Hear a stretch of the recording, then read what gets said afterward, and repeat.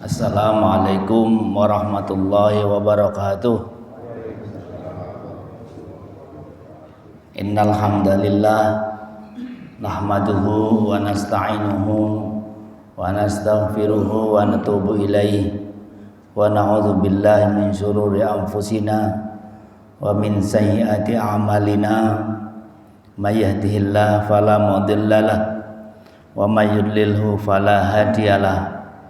Asyhadu an la ilaha illallah wa asyhadu anna Muhammadar Rasulullah. Allahumma salli ala Rasulillah wa ala alihi wa ashabihi wa mawalah.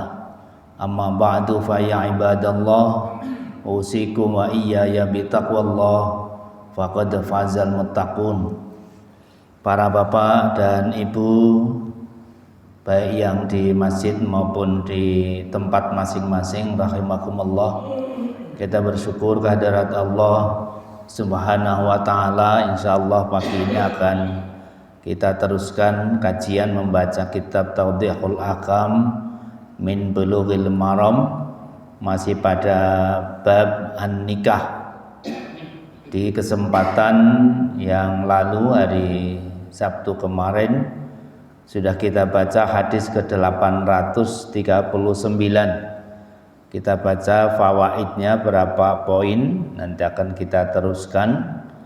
Dan sebelum kita teruskan, kita ulangi baca hadisnya. Wa anhu radhiyallahu anhu qala, dari Abu Hurairah juga Rasulullah bersabda,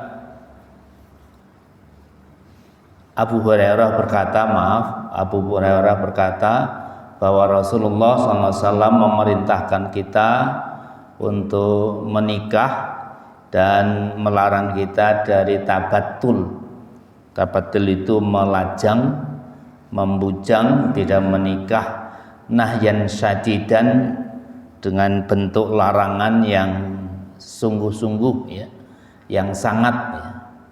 Sehingga ia bersabda, Rasulullah bersabda, tazawwajul walud, nikahilah perempuan yang anaknya banyak, karena saya bangga kalau kalian anaknya banyak, dan akan saya banggakan di hadapan para nabi besok di hari kiamat, di yaumil qiyamah. Dari hadis ini kemarin sudah kita baca faidah pertama, bahwa Allah Subhanahu wa ta'ala mensyariatkan nikah itu karena banyak kemaslahatan yang diperoleh bagi orang yang menikah, banyak kemanfaatan bagi orang yang menikah. Dan bahkan para fuqaha sepakat tingkatan hukumnya sampai ke tingkatan wajib menikah itu kalau dia yakhsha ala nafsihil wuqu' fil fahisyah, kalau dia khawatir jatuh ke fahisyah, ke maksiatan, jatuh ke hal yang tidak baik begitu. Tetapi hanya yustahab, hanya sunnah, tidak sampai tingkatan ke wajib. Kalau ingkana la yakhsha al wuqu' fil fahisyah, kalau dia bisa menjaga diri dan tidak khawatir jatuh ke perbuatan yang keji, yang kotor itu. Tetapi tetap ketika menikah itu, kata musannif, afdalu min nawafilil ibadah, menikah itu lebih afdal dari sunnah-sunnah ibadah lainnya.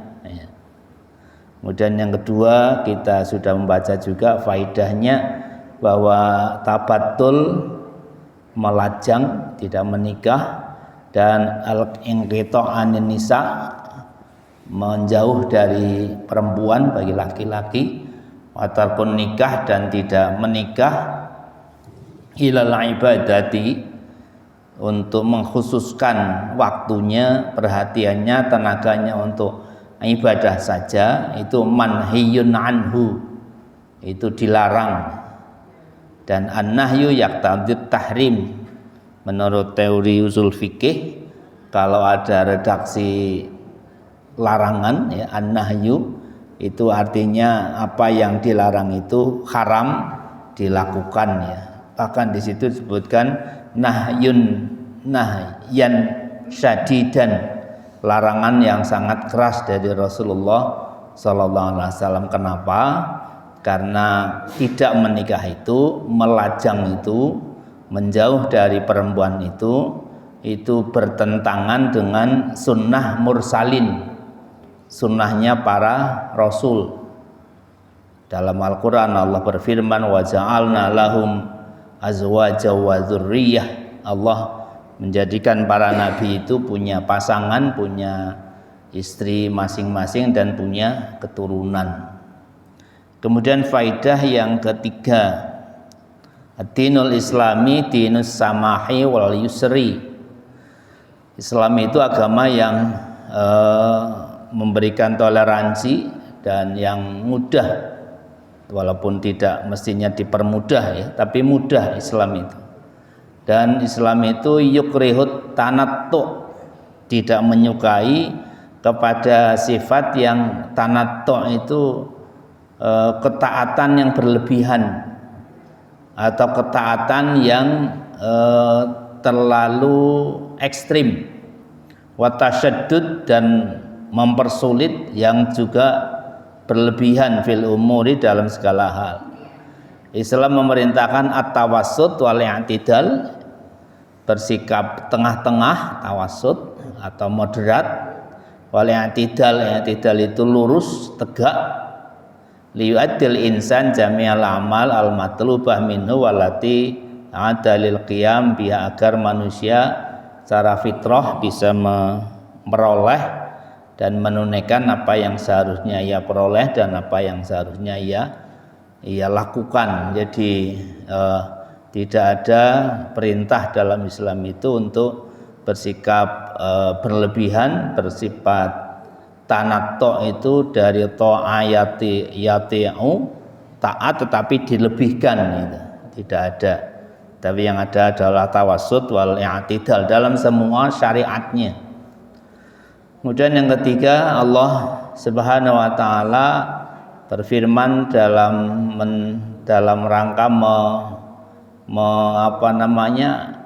atiban itu mencela, bukan mencela ya, jadi menyebutkan ketidakbaikannya cara ibadahnya an-nasara, cara ibadahnya orang-orang Nasrani, karena ghuluwihim, karena berlebihannya mereka, wa tanattu'ihim, dan sifat ketaatan yang dibuat-buat pada mereka, pada agama mereka.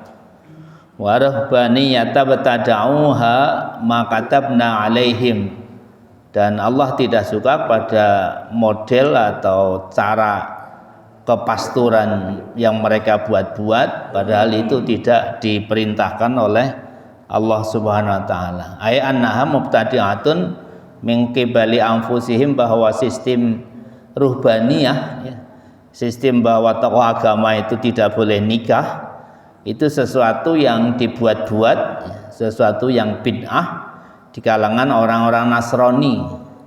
Mereka membuat syariat itu padahal Allah tidak memerintahkan, walam ya'muruhum biha. Mereka melakukan itu ya, membatasi diri atau mengekang diri untuk tidak menikah, tidak punya pasangan hidup ya, tidak punya istri, padahal Allah tidak memerintahkan itu. Bal saru 'alaiha ghuluwan, mereka mengesankan diri seperti itu dalam rangka ghulu, berlebih-lebihan dalam ibadah. Wa hamilu anfusahum al-masyaqqah, dan menyengaja diri mereka untuk kesulitan dalam hidupnya, fil imtita minal mat'am wal masraf wal mangkahi, dalam menikmati makanan, minuman, dan juga pasangan mereka masing-masing. Jadi aslinya di kalangan orang-orang Yahudi dan Nasrani itu tidak ada sistem ruhbaniyah, tidak ada aturan bahwa tokoh agama mereka, pimpinan agama mereka itu tidak boleh punya istri, karena itu fitrah hidup manusia itu punya pasangan. Tetapi Mereka kemudian saru alaiha ghuluwan, membuat syariat sendiri, membuat ketentuan sendiri untuk mengesankan bahwa mereka itu punya kelebihan dibanding umatnya, dibanding pengikut-pengikutnya. Mereka sesungguhnya juga menurut ajaran yang asli dulunya dari Allah melalui Taurat dan Injil itu tidak ada perintah untuk mereka mengekang dirinya, mengekang nafsunya sehingga mereka tidak menikah, tidak ada. Itu hanya ajaran atau syariah yang mereka buat-buat. Wa fil hadis at-targhib fin nikahil mar'ah al-walud. Di hadis di atas juga disebutkan bahwa Rasulullah sangat menekankan umatnya untuk menikahi perempuan yang anaknya banyak. Nah, kita mungkin tahu secara sepintas kira-kira perempuan yang anaknya banyak yang kayak apa. Paling tidak kita melihat gennya ya. Kalau dia saudaranya banyak, kira-kira ya anaknya banyak juga. Walaupun kadang ya tidak pas juga ya, tidak mesti begitu. Tapi tanda-tanda seorang itu al-walud atau tidak itu tentu kita punya teorinya ya. Rasulullah sangat menganjurkan kita cari istri itu yang al-walud, yang anaknya banyak. Liyaksura naslal muslimin, agar keturunan orang muslimin itu banyak dan agar gerombolan hitam umat Nabi itu tambah besar. Jadi istilah sawaduhum itu istilah yang juga dipakai pada hadis tentang para nabi besok ketika menghadap hisab atau dalam mahsyar itu pengikut para nabi akan mengelompok masing-masing, dan sawadun nabi kita ya, gerombolan hitam-hitam dari umat Nabi Muhammad itu yang paling besar. Nah, Rasul suka kalau nanti pengikutnya tambah besar dan semakin besar, dan tentunya paling besar di antara nabi-nabi lainnya. Wa yakunu quwatan fi wajhi adaillah, dan juga kalau keturunan muslimin banyak itu tentu kekuatannya akan jadi lebih ketika menghadapi musuh-musuh Allah. Ya, jadi apalagi nanti mungkin tahun 24 kan dibutuhkan suara banyak ya. Kalau keturunan kaum muslimin banyak, nanti suaranya banyak sehingga itu punya kekuatan untuk pertarungan ya di bidang politik ya. Itu dibutuhkan, sehingga Rasulullah sangat menekankan setiap kaum muslimin untuk anaknya banyak. Tapi Pak Agus sampun ngerasain lho, Pak Saiden kok cuma satu gitu. Itu karena qadarullahnya, tapi niatnya banyak jane. Saya niatnya banyak, maunya banyak, tetapi tidak berhasil gitu Pak Agus. Nah ini cucunya Anda tahu nanti banyak apa enggak, ini baru 2 ini. Jadi Bu Saidon itu doktrin anak saya 2 ini baru ya, bukan sudah. Ini cucu baru 2. Ya. Ya. Ya, anaknya banyak ya. Itu dibanggakan Rasulullah SAW. Waliya'maru al-ardo, agar umat yang banyak itu bisa memakmurkan bumi, wa yukhriju khairatiha, dan mengeluarkan kebaikan-kebaikan yang ada di bumi, wa yabhasu an kunuzia, dan mencari simpanan-simpanan yang ada di bumi ini, sehingga terwujudlah apa yang menjadi kehendak Allah, memakmurkan bumi ini. Itu diantara maksud hadis di atas, dianjurkan mencari anak-anak yang atau istri-istri yang al-walud ya. Min fawaidi kasratin nasli, diantara faidah banyaknya keturunan juga adalah kebanggaan yang akan diperoleh Nabi SAW di hadapan para nabi-nabi yang lain di yaumil qiyamah. Rasulullah besok akan merasa bangga, akan bisa membanggakan umatnya yang banyak di antara umat-umat nabi lainnya. Faya mufakhiratun kabiratun, dan ini merupakan kebanggaan yang agung yang disyukuri Rasulullah sallallahu alaihi wasallam. Sesungguhnya Allah taala anjaha risalatahu, menyampaikan risalahnya, wa ayyada da'watahu, dan memperkuat dakwahnya, dan menampakkan mengalahkan agama-agama lainnya. Maka jadilah umat Rasulullah SAW itu yang paling banyak di antara umat-umat lainnya. Wa khairul itba', dan sebaik-baik umat yang mengikuti Rasulullah SAW. Karena itu Allah berfirman, kuntum khaira ummatin ukhrijat linnas, kalian adalah umat yang paling baik yang dikeluarkan di tengah-tengah manusia. Itu yang Rasulullah inginkan, kita menjadi umat yang paling besar, paling banyak, tetapi juga paling loyal terhadap kepemimpinan Rasulullah sallallahu alaihi wasallam. Begitu juga di ayat yang lain, wa kadzalika ja'alnakum ummatan wasatan litakunu syuhada'a 'alan nas. Dan begitulah kami jadikan kalian menjadi umat wasaton, umat yang moderat, umat yang tengah-tengah, agar kalian menjadi syahid, menjadi saksi atas manusia yang lain. Al-wasatu huwal khiyar, yang dimaksud ummatan wasaton adalah umat yang paling baik, ya. Kemudian yang ketujuh, hadis ini juga memberikan arahan pada kita untuk al-musara'ah ila fi'lil khair wa tasabuq ilaihi, berlomba-lomba, cepat-cepatan untuk melakukan kebaikan, berlomba-lomba untuk memperoleh kebaikan, wa tanafus fi, ya, kalau perlu bersaing, ya. Seperti kita mungkin pernah mendengar hadis terkait sholat misalnya. Dulu konon kalau para sahabat sholat bersama Rasul, mereka betul-betul berebut saf awal. Jadi cepet-cepetan di depan, cepet-cepetan bisa menempati saf depan. Beda dengan kita kadang ya berebut di belakang, ya. Ini dorongan Nabi kita agar al-musara'ah ila fi'lil khair, berlomba-lomba untuk melakukan kebaikan. La ya'atu minar riya, kalau kita ingin memperoleh yang baik, berlomba-lomba untuk berbuat kebaikan, itu tidak termasuk riya.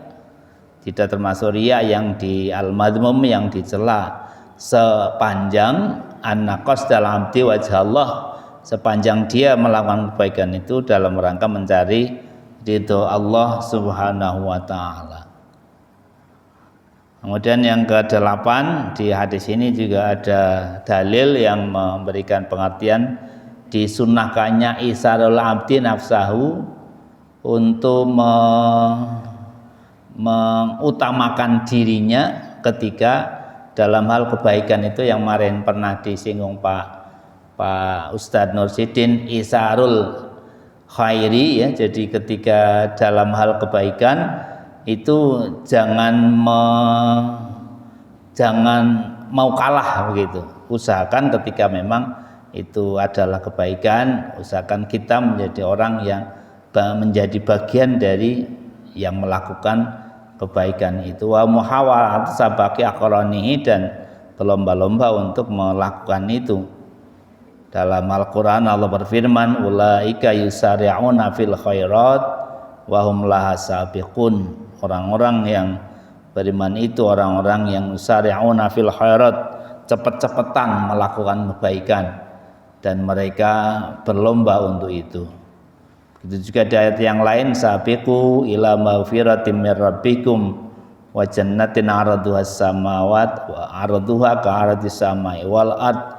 Berlomba-lombalah kalian memperoleh ampunan dari Allah dan memperoleh surga yang luasnya seluas langit dan bumi. Jadi dalam hal kebaikan itu boleh kita cepat-cepatan, dan itu tidak termasuk yu'addu minar riya, tidak termasuk riya, sepanjang masih terjaga nawaitu kita qasu wajhillah, dalam rangka mencari ridha Allah subhanahu wa ta'ala. Kemudian yang ke-9, Di hadis ini juga ada dorongan, ada motivasi kepada para yang punya ilmu, pada yang juru dakwah, agar dia itu memperbanyak melakukan hal yang bisa diambil faidahnya dari ilmu mereka, dakwah mereka. Dan ini menjadi amal yang sangat agung dan utama ya, yang sangat diutamakan, karena Rasulullah SAW bersabda, la ayyahdiyallahu bika rajulan wahidan khairun laka min humurin ni'am. Jika ada seorang yang memperoleh hidayah melalui kamu ya, karena sababiah apa yang kamu lakukan, itu lebih baik bagimu, bagi kamu daripada khumurin ni'am. Khumurin ni'am itu unta yang warna kuning, yang warna khumur, itu yang warna kuning keemas-emasan. Jadi di kalangan orang-orang Arab itu ada jenis unta yang bagi mereka paling baik dan harganya paling mahal, yaitu yang disebut dengan khumurin ni'am itu. Kalau cara kita sekarang ya mungkin merek mobil yang termahal, apa yang menurut kita mahal, apakah merek Mercedes-Benz, apa Alphard, apa lainnya ya. Tidak sekadar merek-merek pasaran, tapi yang harga mahal. Nah, ketika kita melakukan sesuatu apa yang kita mampu, termasuk dengan ilmu kita, dan ilmu kita itu menjadi sababiyah seorang dapat hidayah, maka apa yang kita lakukan itu adalah hal yang sangat-sangat berharga, sangat tinggi nilai keutamaannya. Kalau di sini yang disebut adalah al-ulama wa du'at, para alim dan para juru dakwah. Sehingga para alim, para juru dakwah, para khutbah itu sesungguhnya dan semestinya motivasi mereka berdakwah, memotivasi mereka ngajar itu tidak sekadar apa yang bisa mereka peroleh secara finansial. Itu tidak seberapa dan itu terlalu murah. Itu juga yang dalam Al-Quran sering disindir, fala tashtaru bi ayati samanan qalila, menganggap apa kebenaran itu, apa ajaran-ajaran Allah itu dijual dengan harga yang murah, dengan harga yang tidak bernilai. Sehingga semestinya lah para duat, para alim, para mubalik ketika dia berdakwah, nawa itu utamanya ya dalam rangka menyampaikan amanah ilmu yang sudah ia peroleh, dan dalam rangka mencari sesuatu yang menurut Allah itu khairun min humurin ni'am, lebih berharga. Sehingga dia tidak kemudian bahkan membuat tarif, dia tidak kemudian bahkan kelihatan lesu ketika tidak diberikan imbalan yang secara finansial dianggap sepadan gitu. Itu semestinya seperti itu. Ya siapapun kita dan seberapapun dakwah dan kegiatan kajian yang bisa kita lakukan, sehingga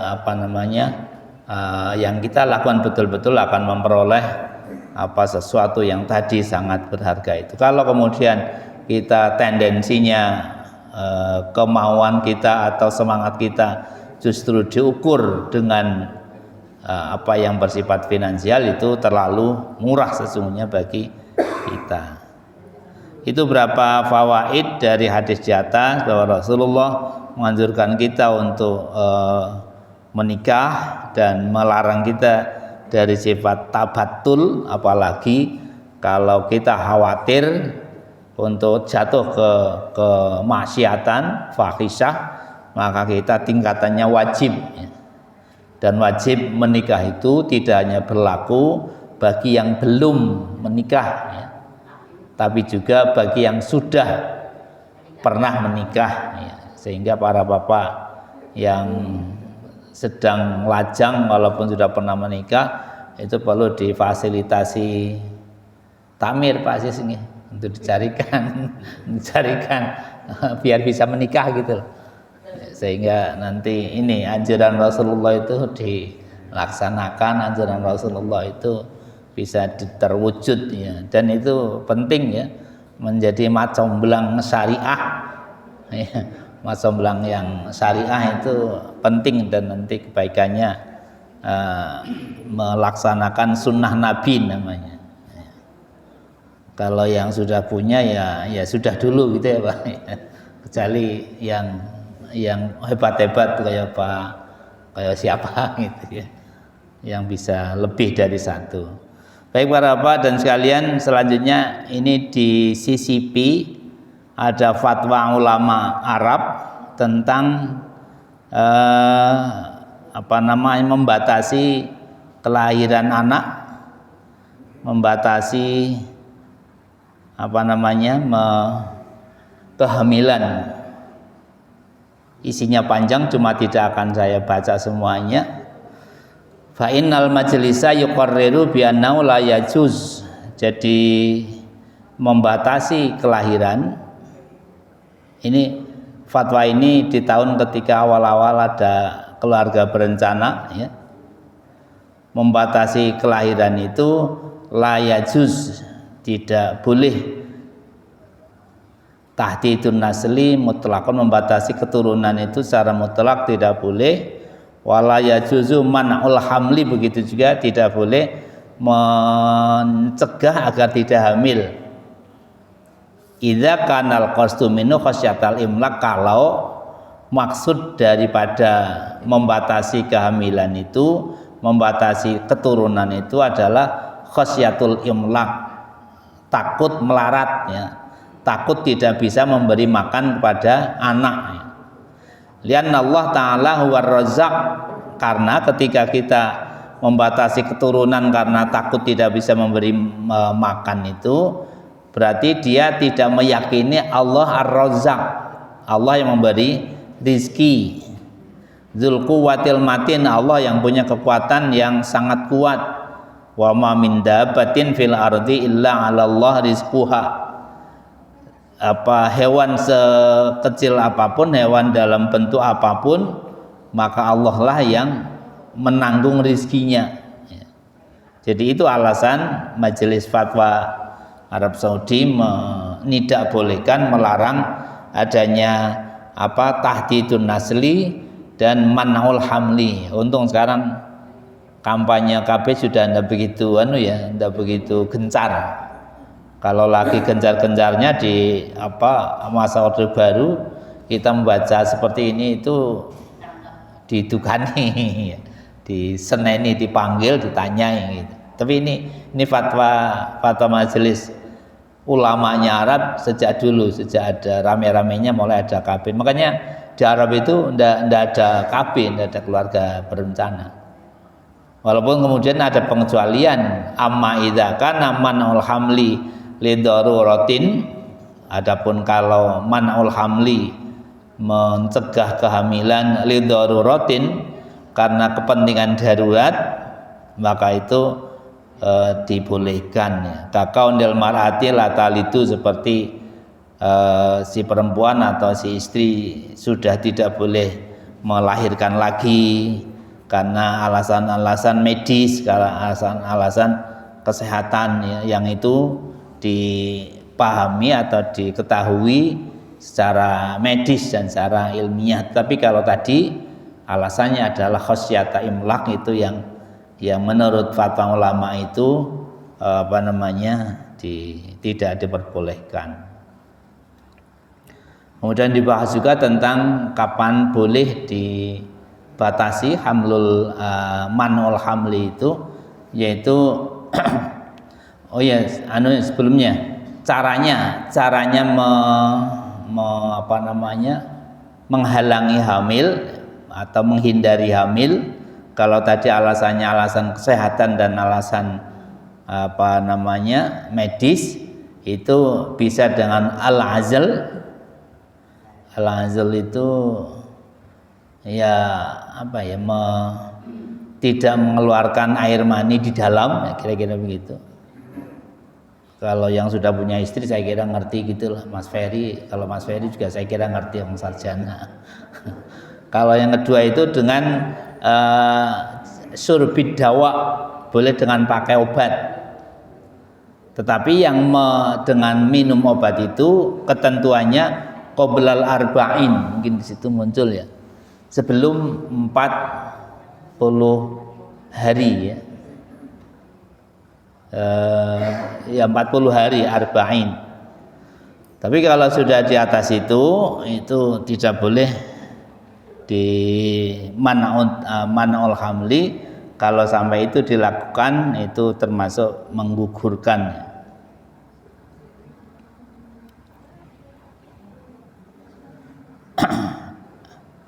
Ini juga sama isinya ya.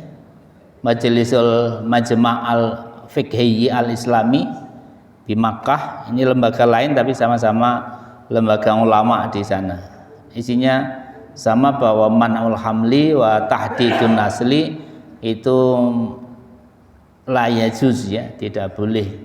Karena ya yusadimu lil fitratil insaniyah, karena dia bertentangan dengan fitrah manusia. Bahkan dibahas agak lebih jauh oleh ulama ini, fiatun tahdifu bidawatiya ilal kaidil lil muslimin litaklili adadihim bisifatin amah, bahwa kata para ulama fikih mereka itu program pembatasan kehamilan, pembatasan keturunan itu adalah programnya sekelompok orang yang ingin menipu ya, mensiasati kaum muslimin agar jumlah kaum muslimin itu sedikit ya, sehingga kekuatannya menjadi lemah.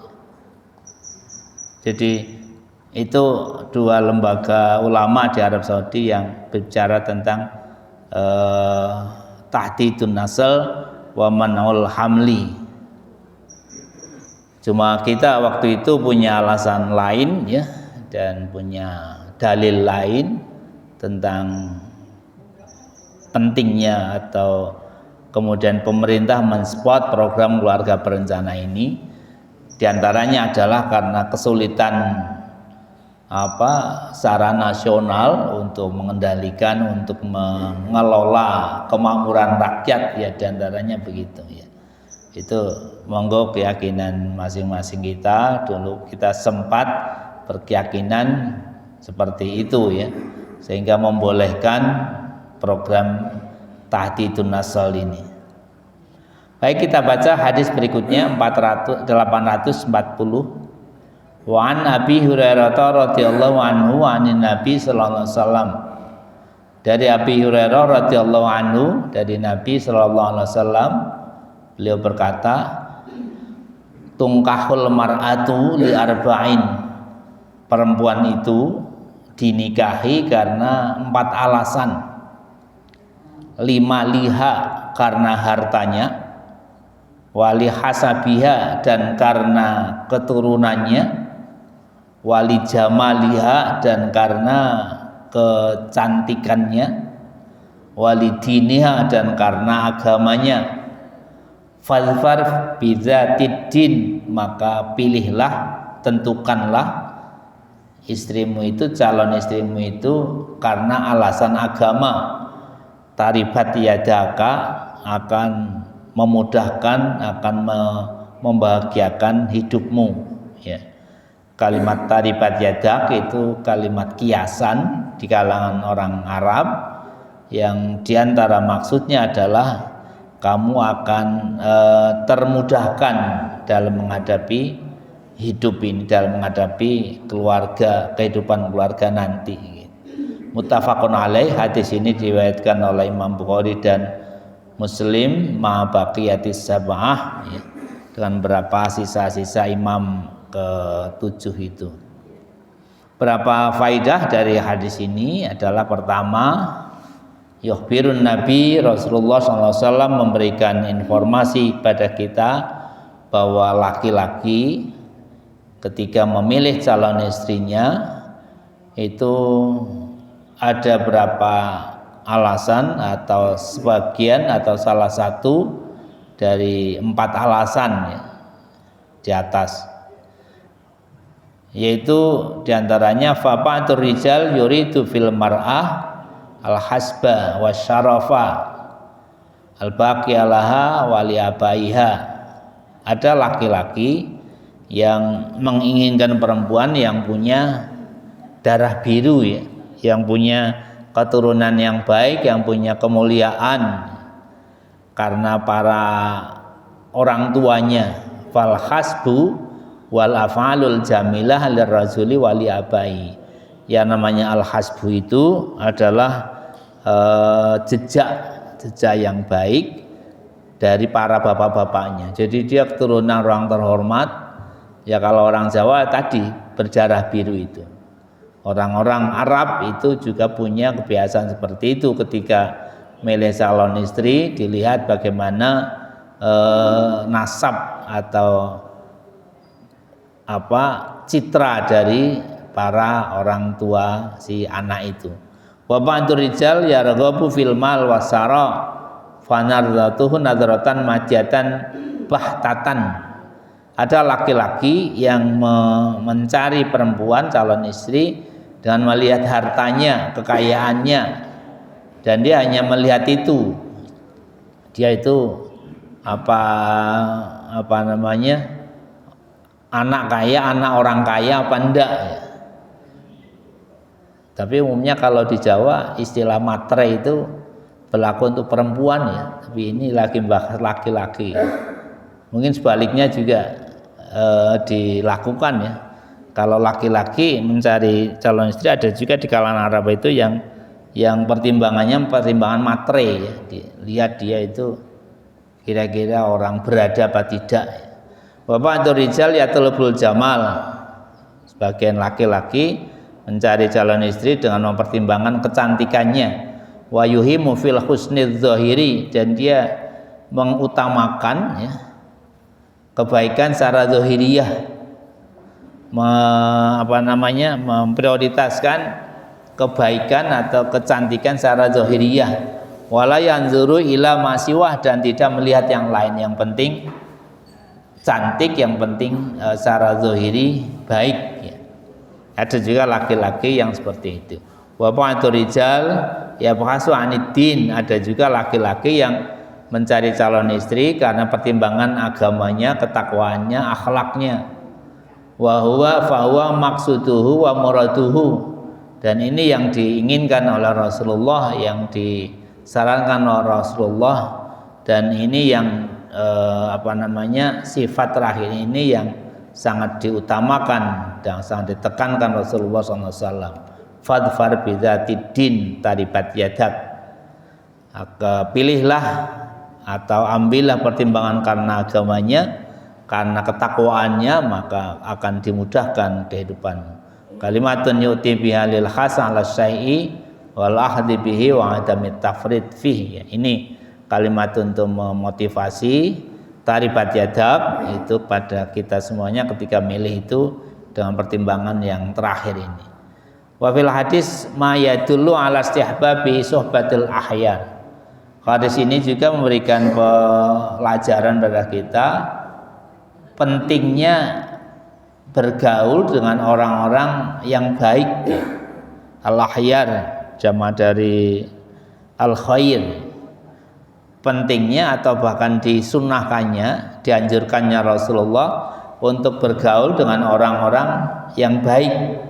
Wa mujalasatihim, dan duduk-duduk dengan mereka ya, ngobrol-ngobrol dengan mereka, liaktibasi min fadlihim, agar bisa memperoleh keutamaan mereka dan bisa mencontoh kebaikan mereka dan meniru akhlak-akhlak mereka, mengikuti perilaku yang baik dari mereka, serta menjauhi keburukan-keburukan yang dilakukan orang dan para pelakunya. Ini di salah satu poin dari hadis di atas adalah istihbabu suhbatil ahyar. Disunahkan kita banyak bergaul dengan orang baik-baik. Karena ketika kita bergaul dengan orang yang baik, kita bisa meniru mereka, bisa mengambil keutamaan mereka. Minimal kita disebut sebagai kelompok orang-orang yang baik itu.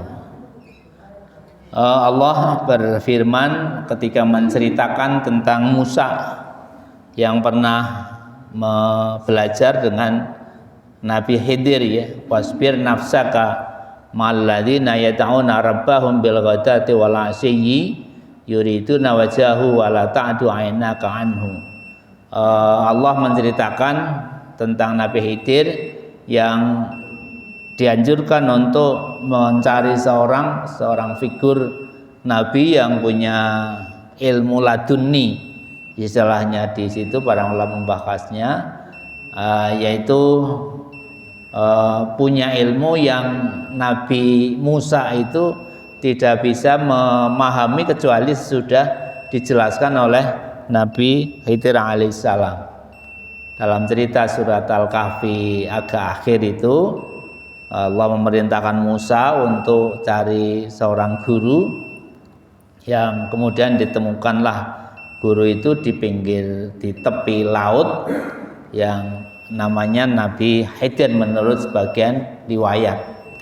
Nah, ketika ketemu itu Nabi Musa nembung untuk mengikutinya dalam rangka ngaji, ya, menuntut ilmu dari beliau Nabi Khidir itu. Belum mulai sudah ditebak oleh Nabi Khidir, kamu pastilah tidak akan bisa sabar belajar dengan aku, kata Nabi Khidir. Tapi kemudian Nabi Musa janji, saya janji akan sabar untuk bisa belajar dengan Anda, dan yang penting Anda bolehkan saya mengikuti Anda, kata Nabi Musa. Maka kemudian dibuat persyaratan oleh Nabi Khidir, kalau memang kamu siap ngaji dengan saya, jangan tanya sebelum saya jelaskan. Kemudian dia mulai jalan. Ada 3 peristiwa yang ceritakan di surat itu yang kemudian memang Nabi Musa tidak bisa sabar, karena memang itu ilmunya ilmu laduni. Pertama, ketika naik kapalnya dirusak, maka terpancing Musa untuk tanya, untuk komentar, loh, ngapain kok kapal benar-benar dirusak? Baru kemudian diwelehke Nabi Khidir. Nah, tadi sudah saya bilang kan, kalau ngaji sama saya jangan komentar dulu, jangan tanya dulu sebelum saya jelaskan. Kemudian dimaafkan, jalan lagi di suatu kampung, dia melihat anak kecil, ya, lagi main-main, tiba-tiba dipegang kepalanya, dipukul, dibunuh hendaknya, dipukul sampai mati, ya, dibunuh oleh Nabi Khidir. Maka sebagai orang yang ya awam, ya, Nabi Musa bukan orang awam, jadi menurut logika awam, ya Nabi Musa tentu ya terpancing komentar kan. Musa juga komentar, tanya, lo ngapain kok anak bukan tidak punya salah apa-apa kok tiba-tiba Anda bunuh. Nah, kemudian Nabi Khidir juga melehke lagi.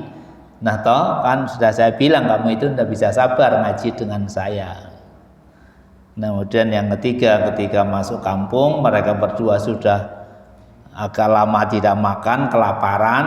Kemudian Nabi Khidir mengajak Nabi Musa cari bantuan, tapi tidak ada yang mau ngasih makan.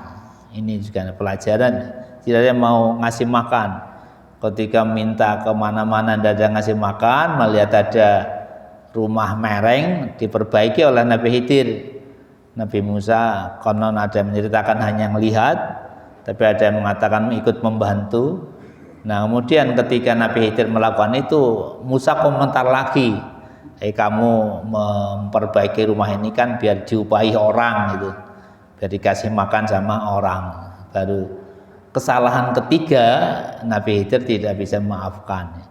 Sudah 3 kali Nabi Musa itu tidak sabar menanyakan hal yang belum saya jelaskan, maka kemudian dianggap selesai ngajinya. Tapi skenario-nya memang begitu, memang hanya 3 pelajaran itu baru kemudian dijelaskan oleh Nabi Nabi Khidir pada Nabi Musa, 3 peristiwa yang membuat Nabi Musa tidak sabar itu. Nah, mujalasatul khiyar itu penting, bersama duduk-duduk dan bergaul dengan orang-orang baik itu penting agar kita bisa ketularan kebaikannya.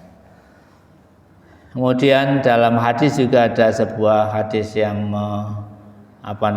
menceritakan tentang membandingkan antara orang yang baik dengan orang yang tidak baik. Innama masalul jalis as-sholih wa jalisus su kahamilil miski wa nafikhil kair. Bedanya kita bergaul dengan orang baik dan dengan yang tidak baik itu kayak kita bergaul dengan orang penjual minyak wangi dan satunya dengan tukang kenteng ya. Tukang kenteng, kalau penjual minyak wangi minimal kita ikut merasakan wanginya minyak wangi, atau bisa jadi kecipratan wanginya minyak wangi. Tapi kalau tukang las ya, tukang kenteng ya, kita cipratan apinya. Begitu tamsil yang dibuat Rasulullah tentang suhbatul akhyar itu. Pentingnya berteman dengan orang-orang yang baik. Kalau berteman dengan orang baik tadi mungkin ketularan kebaikannya, mungkin juga kita bisa meniru kebaikannya, minimal kita disebut sebagai golongan orang-orang baik ya. Dan yang ke-8, ke-9, ke-10 dan seterusnya, masih berapa poin ini, itu semuanya membahas apa yang ada di hadis di atas, bahwa menikah itu adalah punya faidah-faidah diniyah dan duniawiyah ya. Punya faidah-faidah yang bernilai keagamaan bahkan duniawiyah ya. Karena itu seorang sesungguhnya boleh menikah karena tadi 4 alasan itu, tetapi yang sangat didorong oleh Rasulullah SAW untuk memilih calon pasangan itu karena alasan ad-din wa tuqa, itu alasan agama, alasan akhlak yang bersangkutan. Kenapa? Kalau alasannya alasan harta itu bisa hilang. Kalau alasannya alasan jamal, kecantikan, juga kecantikan bisa hilang. Kalau alasan hasab ya, keturunan juga bisa membuat yang bersangkutan sombong. Tapi kalau alasan ad-din wa tuqa itu akan bisa membuat kita tidak terbebani dalam kehidupan kita. Ada satu hadis terakhir saya baca, la tankihun nisa li husnihinna. Jangan kalian menikahi perempuan karena kecantikannya. Fala'allahu yurtihinna. Karena kebaikan, kecantikan wanita bisa membuat mereka sewenang-wenang, mereka tinggi hati. Wala limalihinna, jangan juga menikah karena hartanya. Fala'allahu yutghihinna, bisa jadi kekayaan yang dimilikinya akan membuat mereka berlebihan dalam sikapnya. Wankihuhunna lid-din, dan nikahilah perempuan itu karena agama. Wali ummatin sauda wala amatun sauda, dan seorang budak perempuan berwarna hitam, kharqa yang tidak pinter, zatadin tapi akhlaknya baik, agamanya baik, kata Rasul itu afdal, lebih utama. Itu juga dalam Al-Qur'an ada kalimat yang sama dengan apa yang disampaikan Rasulullah, wala amatum mu'minatun khairun min musyrikatin walau ajabatkum. Budak perempuan yang beriman itu lebih baik daripada seorang musyrikah, seorang yang musyrik walaupun dia sangat cantik mengagumkanmu. Wala abdun mu'minun, laki-laki budak yang beriman khairun, lebih baik daripada seorang musyrik walaupun dia itu menakjubkanmu dalam tampilan baik karena harta maupun kebagusan fisiknya. Ulaika yad'una ilan nar, mereka itu mengajak ke neraka padahal Allah mengajak pada surga dan ampunan dari Allah Subhanahu wa taala. Itu berapa hal terkait dengan hadis nomor 840 bahwa sesungguhnya boleh kita memilih calon pasangan kita karena 3 hal, karena keturunan, karena harta, karena kecantikan. Tapi yang sangat ditekankan Rasul jangan sampai diabaikan, yaitu liddin wattuqa. Jangan sampai kita abaikan alasan agama dan alasan akhlaknya. Saya kira itu yang kita baca pagi hari ini. Semoga sedikit ada manfaatnya untuk kita semuanya. Semoga Allah meridhai kita semuanya. Kita tutup dengan doa kafaratul majelis. Subhanakallah wa bihamdika asyhadu an la ilaha illa anta astaghfiruka wa atubu ilaik. Alhamdulillahirabbil alamin. Assalamualaikum warahmatullahi wabarakatuh.